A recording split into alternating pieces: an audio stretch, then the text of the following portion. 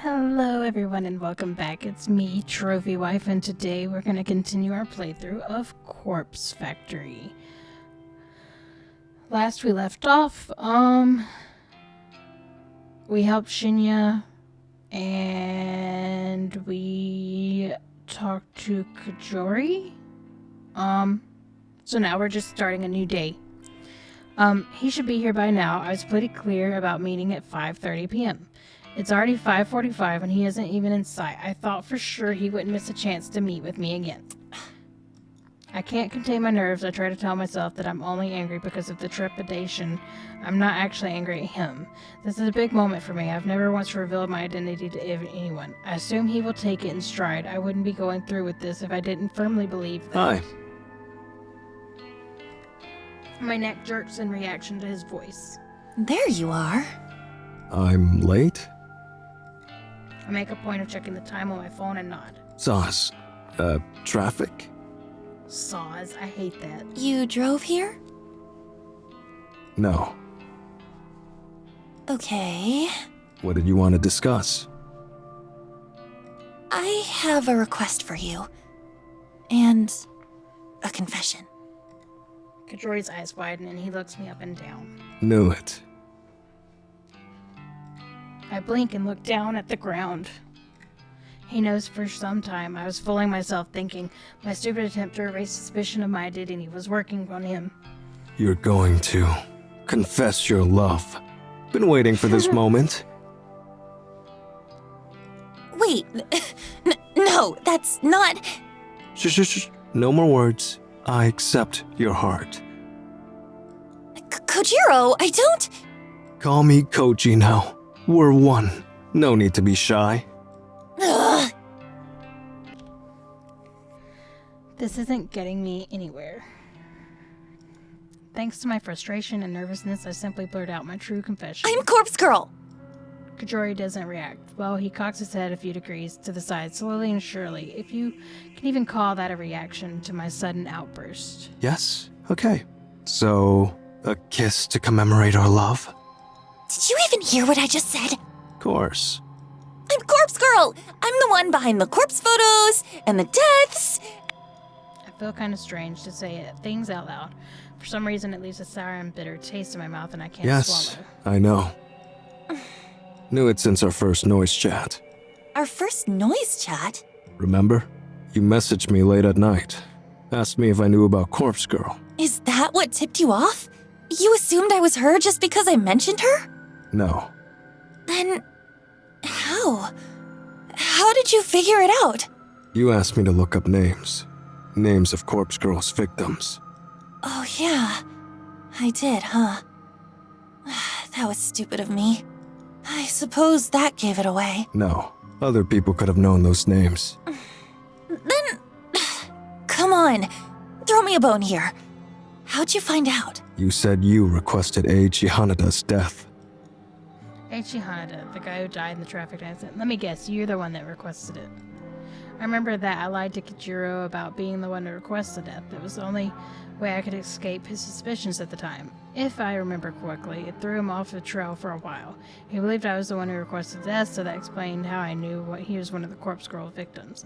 But it's what Kajori is telling me now is true, then my lie actually had the opposite effect. How did it make him figure out my identity? I don't understand. I confessed to requesting Eiichi Hanada's death. So what? That was a lie. Even so, I still don't understand. You're not making any sense. Kajori's shoulders drop. He stares at me You intently. lied about requesting Eiichi Hanada's death. That lie proved to me that you were Corpse Girl. Yes, but how? Tell me! I was the one who requested Eiichi Hanada's death. Kajiro deadpan countenance makes his chin claim believable beyond all doubt.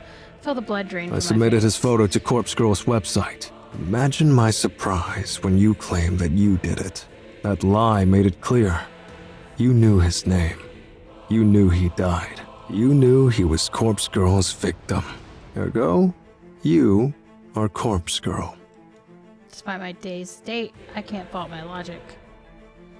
I took credit for something Kajora did. Of course, that would paint me as a liar in his eyes. So, you've known this whole time, Yes, and yet, you still met up with me.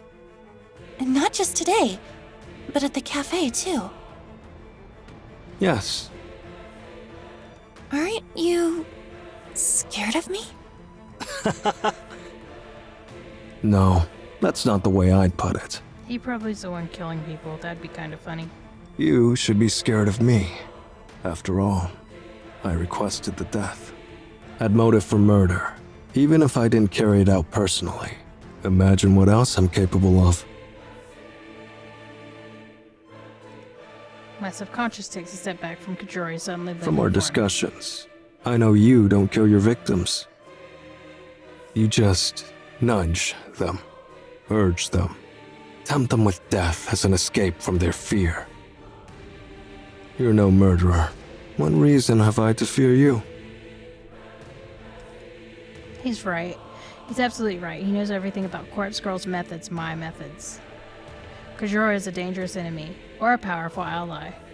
And it's up to me to decide whether he's with me or against me. I recall our conversation at the cafe. He claimed he would support Girl if it came to him for assistance. He's a fan. He would support her obediently, no questions asked, as long as the price was right. So all I have to do is make him an offer that he can't Join me. refuse. Help me. Help Corpse Girl rid this fucking world of the fetid filth that infests it. I decided to quote a certain passage from the book that Kajori himself gave me, a paragraph from Strange Flowers that has stuck with me for some time. There's a certain beauty in death, a macabre certainty, an absolute state of finality. Nobel Sinclair. You understand what I'm talking about? You work with cadavers for a living. The dead can't hurt you. They can't betray you. They can't disobey or object or disapprove. Wouldn't it be better if we were all beautiful like that? Perhaps. Didn't expect Corpse Girl to be so vain. Is your motivation simply to impart your own ideas of beauty to the world? No. There's more to it. Of course.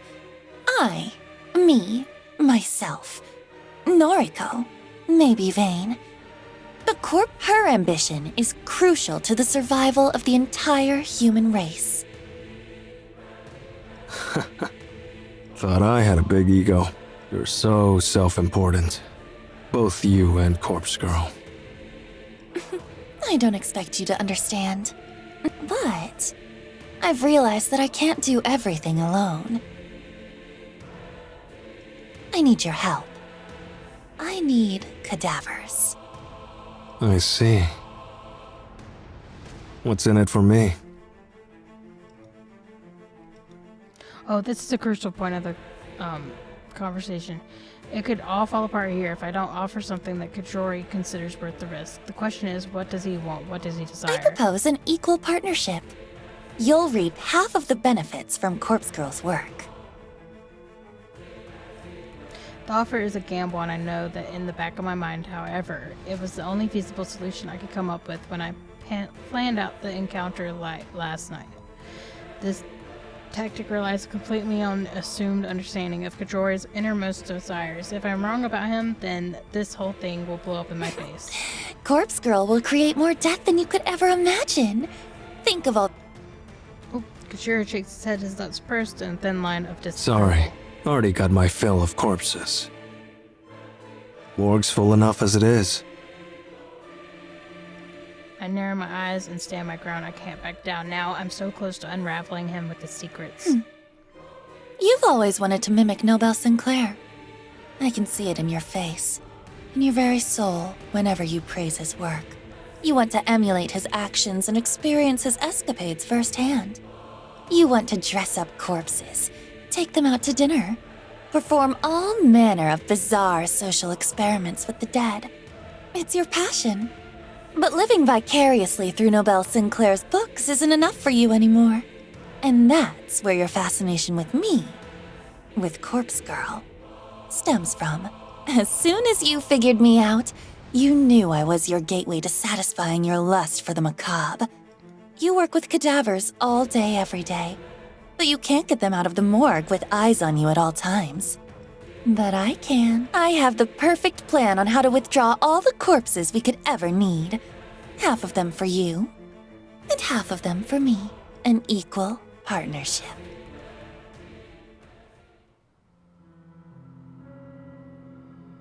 I end my speech and let Kajori bask in my words. I hope I was convincing enough to sway him, and I hope and pray that I'm correct about his sickest desires. His reaction is exactly what I was expecting. He laughs a big, hearty guffaw, whatever,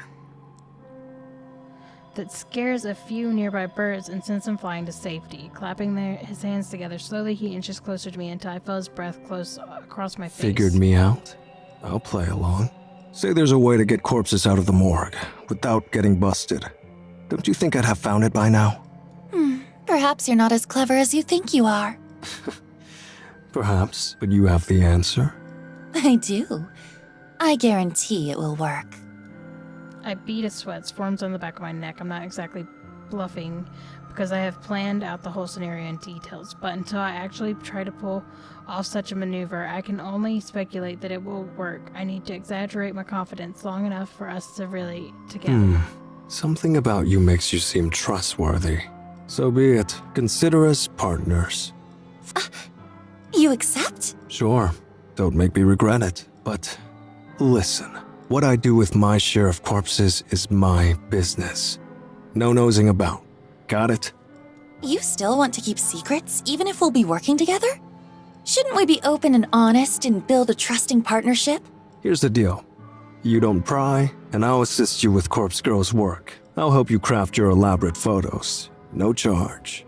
I get privacy, you get an assistant. Mutually beneficial. Wouldn't you agree? Think about the offer. It's true. I don't really need to know what he's doing to do with the corpses on offer. The whole thing is legally already. So if he wants to take it further, that's not on me. And if I can get the assistance, it will surely help me churn out photos at a faster rate. I'll need muscle to move bodies for starters. That alone is worth keeping my nose clean. Okay, we have a deal. Glad to hear it. Kajori extends a hand and I grip it firmly as the frail bones will allow. We shake once and Kajori offers me a surprisingly warm smile. His intense, murderous demeanor suddenly vanishes, and he reverts to his awkward alien self. Saw us about the love confession stuff before. Too late now, but I'd have helped Corpse Girl in return for a simple date. Seriously, did I come up with this elaborate insight into his psyche and his desire for absolutely no reason? Was all this wanting a chance to take me out? No backing out now. We've got a deal, right? Right. Welcome to the team, Kojiro.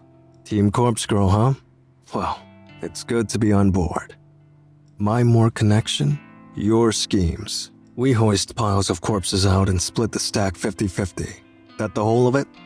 To put it simply, yeah. And I get your assistance with Corpse Girl's work. A reward for keeping my eyes shut. Course. Looking forward to that. A spoken contract's as good as anything to me. I'm satisfied. When do we start? Soon. There's only one thing missing from my plan. That is? We need somewhere to store the bodies we retrieve. Somewhere big, with no one to meddle in our business. I'm thinking an old warehouse or something like that. A warehouse, huh? What about an abandoned factory? I might know a place. A factory? An abandoned factory all over Corpse's collection. I like the sound of that. So that's why it's called Corpse Factory. It's pretty late by the time I get back home. I'm completely wiped out. That conversation with Kajori took way more out of me than I would have guessed.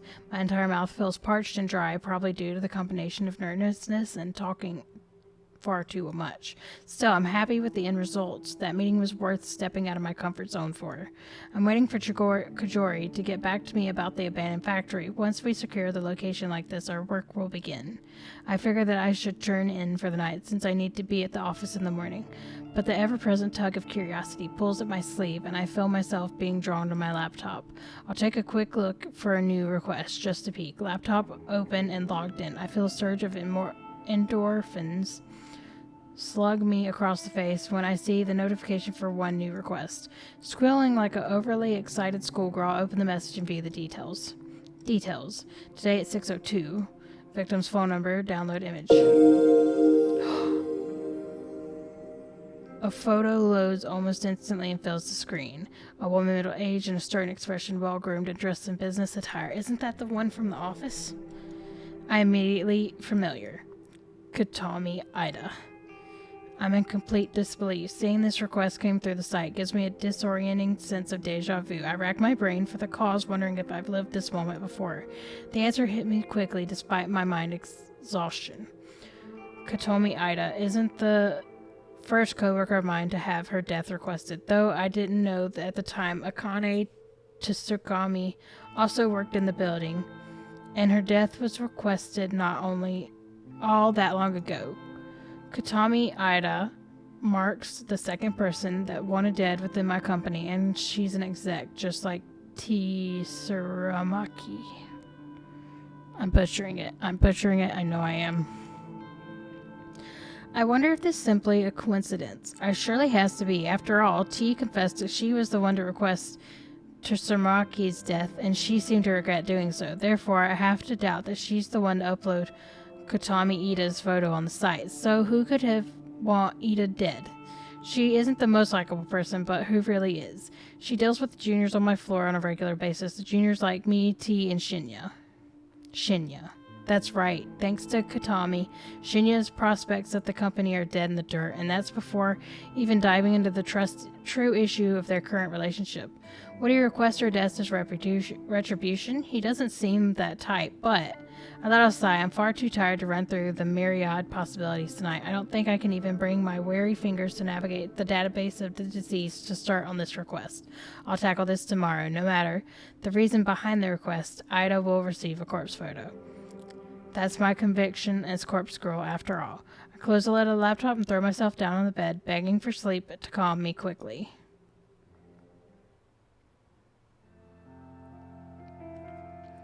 June 10th, Wednesday. I need to talk to you. What's with that look? Got something up your ass? Come on, just follow me. I grabbed T's wrist and guided her through the labyrinth of desks and into the elevator, waiting patiently for her. We emerged with double doors into the lobby. The place is quiet and nearly empty. It offers significantly more privacy than the crowded 14th floor. God, your fingers are bony. You're pinching me. Sorry. I let go of her wrist and she rubs it gingerly against her clothes. Anyway, what's up? Hesitate for a moment, even though I run through the scenario in my head during the train ride. I'm still anxious about playing it out now, but the situation involves T either directly or indirectly. As my friend, she needs to know. I think Corpse Girl is going to target Kotomi Ida. Huh? Did she get one of them photos? Her reaction is fairly indifferent. I thought after being involved with Tsurumaki's death, the news would have more of an impact on her. Well, no, I don't think so, but How do you know then? that's hard to explain. Just bear with me. Kotomi and Shinya had a falling out. Because of her, his career here is at an end. I'm sure he told you about it. Yep. That makes sense. Shinya would confide in his girlfriend about his career, but I don't know the extent T inside the knowledge. I doubt she knows the true nature of their relationship, judging by how nonchalantly her reaction has been so far. So, if you can kind of guess what I'm getting at, What? I think maybe that Shinya requested her death. Shinya? Nah, he don't have it in him. Besides, that bitch has it coming. She does? Yep. I'm surprised you found out about it, but I plugged her photo into Corpse Girl's website yesterday. I'm stunned. I can hardly formulate a response to T's confession. Absolute skank. She deserves to die. But why? After you requested Akane Tsurumaki's death, why would you? Look, it's not about Shinya's career, alright? I spoke with him. Real deep and meaningful like. He confided in me. But since we're friends, I suppose I can share it with you. Kotomi Ida has been sexually assaulting him. Seriously? I feign a surprise reaction. In reality, I'm more taken aback that Shinya actually confessed to T. It's been going on for months, he says. And now she's fucked his career up, so he'll have no choice but to leave the company. He leaves, and she gets off free without anyone finding out about what she's been doing to him. I hate her. I hate her so fucking much. try to digest T's words, I don't know what Shinya has been putting up with the abuse for so long. So Katame's motivation for ending his career was purely out of self-interest. She was probably looking for any reason to discard him, and the slight incident with Oi was good enough for her to seize. If he quits the company, she won't get found out. It's simple plan, but utterly devious. We should tell someone what she's been doing. She can't get away with that. She ain't gonna get away with it. Corpse Girl's coming for her, remember? I can't wait to hear the news about Kotomi winding up dead somewhere. I hope she gets her throat slit. Yeah. But hey, how'd you find out about it? T cocks her head and gives me a concerned look. I brace myself as I watch the gears slowly turn inside of her head, waiting for her to point the finger at me. I don't know why I thought it was a good idea to reveal this information to T. I should have just kept my mouth shut and fulfilled the request like always. Damn it, why does my curiosity always get the better of me? I'm going to cause my own demise at this rate I'm going. Oh, I figured it out. Kotomi must have received a photo and told you about it, huh? Wow, that Corpse Girl sure works fast. T's gleeful expression suddenly caves in and she gasps. Wait a minute. Why would she even show you something like that? When I think about it, there was that time you got a photo but nothing happened to you. Then, the only way you could have really known about Kotomi is... I flinch as T takes a purposefully step towards You're me. Corpse Girl, aren't you? Yeah, you don't know how to keep your mouth shut, so now everybody's gonna know you're Corpse Girl. You have to be. It's the only thing that makes sense. I avert my gaze and I look at the floor in silence. God, are you for real? I can't believe it. You took your sweet time figuring it out. Don't give me that bullshit. You can't expect me to figure out something like that if you're gonna try so hard to hide it. What the fuck, girl? You get your rocks off by killing people? No, not exactly. I don't kill people. The hell you don't! Explain that bitch to Umaki. She killed herself. Yeah, she killed herself. That's the cover-up, right? I'm serious. She killed herself. But Corpse Girl encouraged her to do it. T blinks a few times, her face scrunching up and analyzing my blank expression. You're telling the truth. Holy shit. I can't believe this. You're really Corpse Girl? There's no going back now. After hiding my true identity for nearly a year, I've managed to reveal it to 2 people in less than 24 hours. I just hope I haven't made a fatal mistake. It's true. I'm Corpse Girl. Wow, fuck me, right? All this time I've been thinking you're just some goth skank with weird hobbies. But you're actually pretty fucking cool. You're actually doing something with your life. Huh? I thought you'd be angry with me. Angry? Why would I be angry? God, this is the coolest thing that's ever happened to me. I'm friends with fucking Corpse Girl. And people said I'd never amount to nothing. Though it took me long enough to figure it out. I ain't the sharpest light bulb in the shed. I can't argue with that.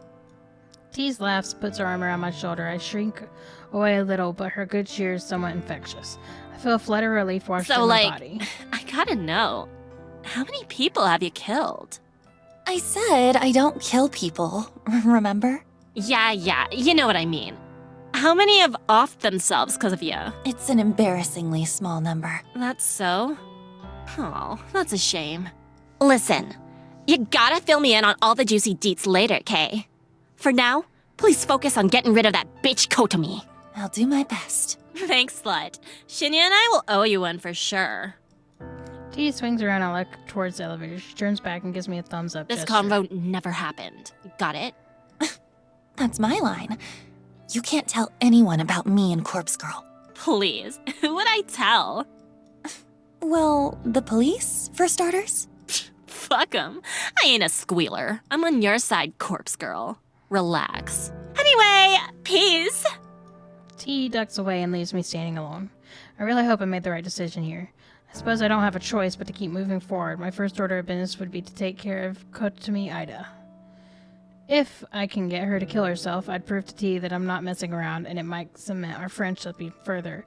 I just have to get through the rest of the workday, then I can return home and focus on crafting Katami's corpse photo. That's when the real fun will begin.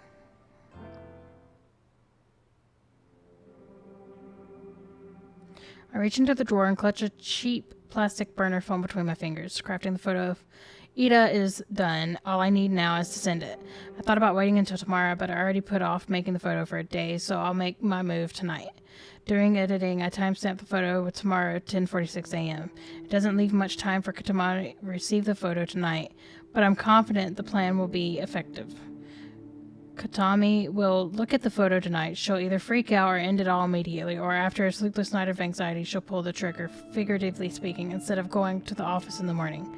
I should cross my fingers and hope that my divine intervention, someone else will take her life, but based on the recent failures, I don't think that's likely anymore. If anyone else was ever involved in the death of Corpse Girl victims, I don't think they're still around. Why would anyone want the last few attempts have failed? No, my best bet is to urge Katami to kill herself. By convincing enough corpse photo might be enough to lure her to death. When I turn on the burner phone, I'm happy to see the battery is still charged. I load up the phone number, masking app, enter the trademark digit, and then shoot the photo into the network. If Katami is a screen addict like the rest of society, she'll be freaking out in about 10 seconds. Since this victim is going to have a quick turnaround time, I'll take the burner to the back shed tonight and store it, and I'll ditch it on the way to the office tomorrow. I'm not expecting a reply within the narrow time frame, so there's no need to hold onto the phone for 24 hours like I normally do. Clutching the phone with one hand, I grab my keys from the kitchen bench with the other. I step toward the front door. Let me guess, she replies. Yep. The phone in my hand vibrates violently and I nearly drop it in terror. What the? I bring the screen closer to my face and read the alert. One new message. Without thinking, I unlock the phone and open the message. It's a reply from Ida. You think this is funny? I know who you are. I'll report you to the police. Oh my god. Holy shit. She actually replied. For the first time since Corpse Girl started her grand work, I've actually received a reply from a victim. Even though I use the number mask, there's always actually nothing stopping someone from directly replying to my message. A reply message will still get sent through the network and back to the burner phone SIMS card. The number mask is simply a stealth tactic, disabling the ability to view what the phone number actually is. It doesn't prevent replies. I discard the burner phone anyway, but an extra layer of security, not to mention a bit of a calling card. Judging by Katami's response, I assure we have a fighter on our hands. She's not going to give in easily. Her threats are about reporting me to police as a bluff. I'm confident that she couldn't possibly know my identity. I've been waiting for this. I've waited so long for someone to reply. I can finally put my contingency plan into practice. I've been holding out for this moment. I feel like a wicked grin split my face in two, and I mashed my fingers against the screen as I compose a venomous reply. You like the photo? That's you in about 12 hours unless you follow my instructions. The message sends in an instant and eagerly await the next reply. I'm not left waiting long. Response comes through within seconds. Her attitude has completely changed. Please, I'll do anything. What do you want? I called your bluff, you piece of shit. Now you'll do what I tell you to. I enter my instructions clearly and consciously. Pack 500,000 into a bag. Put the coin locker 6644 at Shinjuku Station. Retrieve the item already inside. Put the locker key inside a full soda bottle and leave it on the top of the locker. After I send the message, I decide to add one last bit. Do it now, make sure no one sees you. Then go to platform 12, do not board a train, await my instructions. Satisfied with the addendum I sent her, if she truly fears her well-being, she'll carry out the instructions. Her response arrives shortly. Okay, I'll do it. I'm going there now. Yes! I've done it. I've convinced her. I'll collect the money once I'm sure she's no longer hanging around. 500,000 yen is nothing to sneeze at. It's not life-changing, but it will cover my rent for the next few months. I choose this amount to simply test the waters. Asking for an insane amount would make it impossible for a victim to follow through. But I figured someone like her, an exec for a big company, would easily have access to that much dough. I'll go collect the money, and if everything goes well, Ida will disappear before sunrise.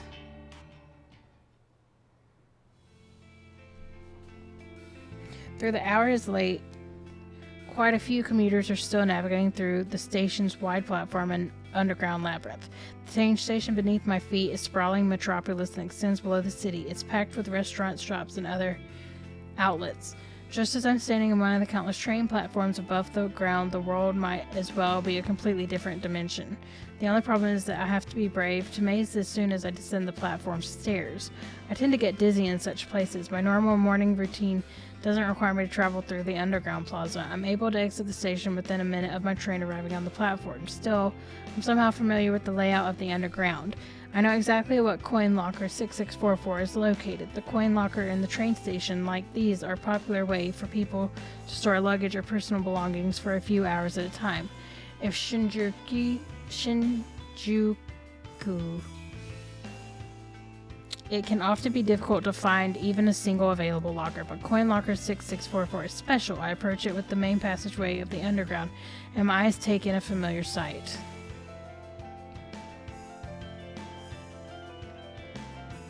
Locker 6644 sits in the middle row, nested between countless other lockers. Across the door is a thick coat of graffiti, colorful curse words sprayed on the thick paint adorning the locker.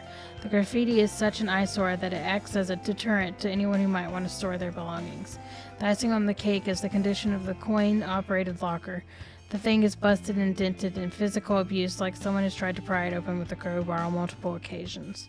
However, I know from testing it firsthand that the locker still works, despite its battered appearance. No one in their right mind would use the locker, and that makes it a perfect spot to host my pick. Glancing at the locker, I notice a soda bottle sitting on top of a soda bottle full of bubbly, opaque liquid. I quickly look around to make sure that Ida is nowhere in sight. I walk past the locker, completely a lap around the immediate area, scanning thoroughly for her. But she isn't here. In fact, there are very few people in this little section of the station. Good, she followed my instructions perfectly. After leaving the key in the soda bottle, she left immediately. Approach the locker once more. I reach up above it and retrieve the bottle and crack open and hear the fizz hiss. I bring the lip of the bottle to eye level and peer inside, trying to identify the shape of the key within the swirling ocean of combination. There it is. I try to fish the narrow bottle opening with my fingers. Thin through they are, I can't squeeze more than one finger inside the bottle at a time. I could tip the bottle over and let the soda and the key spill onto the floor, but if someone sees me making a nuisance and causing a mess, it'll draw unwanted attention. I've got no choice but to chug back some of the soda and try to catch the key in my mouth. As disgusting as the concept is, I find I need to still myself. I raise the bottle to my lips, tilt my head back, pour the foul liquid into my open mouth. The surcharged tang of artificial flavor assaults my taste buds and I immediately want to vomit. But I'm committed to seeing this through. I can throw up later. The most important thing is getting the key. If it isn't until the bottle's half empty, the cold metal key drops into my mouth. It clings against my teeth and I literally choke in surprise. Sputtering and spitting, I feel droplets of soda run down my chin. My cheeks are puffed up like a squirrel as I try to retain the key and the soda in my mouth. I reach my fingers into a pursed tight lips to uncover the tiny key. I quickly swallow down the rest of the soda in my mouth, trying hard not to release a pungent belch. I turn the key over in my hands and smile. My sickly sweet adhere to my lips and takes me a few seconds to lick them clean. Tossing the soda into the nearby trash can, I wipe the key clean on my skirt and immediately insert it in the coin locker. I twist the key, turn the latch, swing the locker door open. Inside is a single bag, a simple paper pouch like you would get in a grocery store. Pull the paper out and look inside. Thick stacks of 10,000 yen bills fill the bag. I'm not foolish enough to stand there and count it, but I'm confident enough to pretty close to what I requested. It worked! My plan worked! I can hardly believe it. I devised a contingency plan months ago. I waited so long to try it out. All I needed was somebody to reply to the corpse girl photo, somebody to try to reject their fate. I wanted to prove that people would bow to fear and do anything to save their own skins, and it seems that I was right. Just one more thing to do. I fold up the paper bag, clutch it tightly. With my free hand, I'll pull the burner phone out of the handbag. I compose a message to Ida and should be obediently waiting above ground on the train platform. When the next train arrives on your platform, stab the first person to disembark. You must kill them. If you escape, leave this prefecture and never return. It's done. When I first opened the coin locker and retrieved the paper bag, I immediately noticed the knife that I had placed inside a month ago was missing.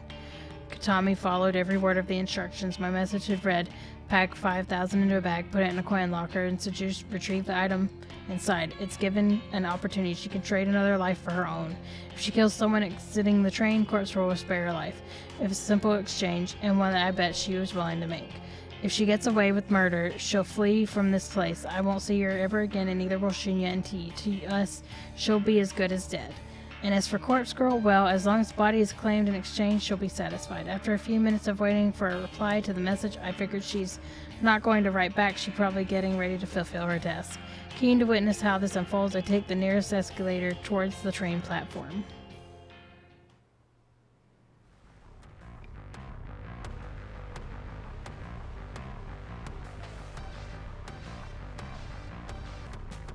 The scene is absolute chaos. It wasn't difficult at all to navigate to this area. All I had to do was follow the echoing screams.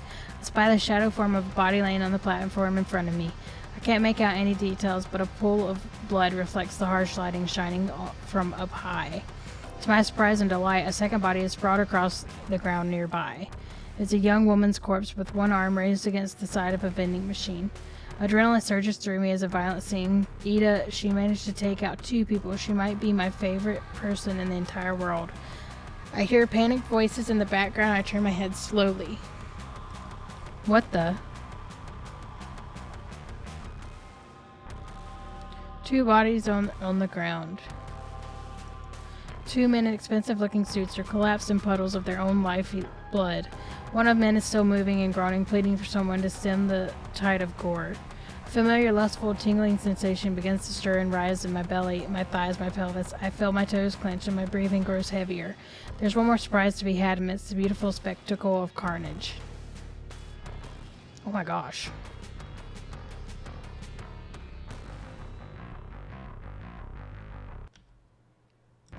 A woman is slumped in one of the plastic chairs with lines. The platformer head is tilted, her suit jacket stained with red. A thick knife with a black grip protrudes from the side of her neck. A bubbling river of vital fluid cascades from the gleaming blade and the pools within her shirt collar. Even with her face masked by blood, it doesn't take me more than a few to recognize her identity. Ida. Dead. It's a lot of bodies. Swing around and take my entire view of the platform, counting up the bodies in the past slaughtered. My mind pieces together the theoretical scenario. She waited for the train door to open, drew the knife she retrieved from the locker. But the first person stepped out of the train, she stabbed him and let him die. The body that I saw lying on the edge of the platform was perfectly aligned next to the train and fit the theory. In panic, she would attempt to flee. She bumped into her second victim, the young woman, slumped against the vending machine and cut her down desperately to make an escape. Judging by the wounds on the body, I would assume the 2 businessmen lying down tried to apprehend her and must have sustained fatal wounds before finally managing to wrestle a knife away and plunge it into her neck. It all's just speculation, but I'm fairly confident that's how this whole event played out. It's probably over in less than 60 seconds, and it wouldn't have worked out better for me. I never dared hope that she would meet her end once this plan had been set in motion. I would have been satisfied with her simply skipping town.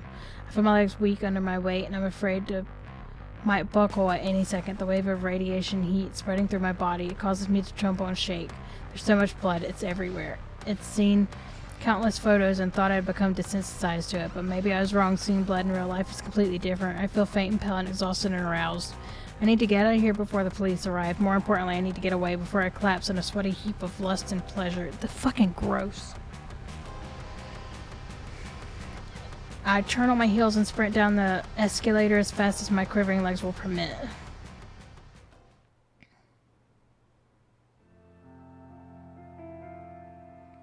Alright guys, I'm going to end this episode here. I hope you've enjoyed, and please like, subscribe, comment, it helps, and I'll catch you guys in the next video. Bye!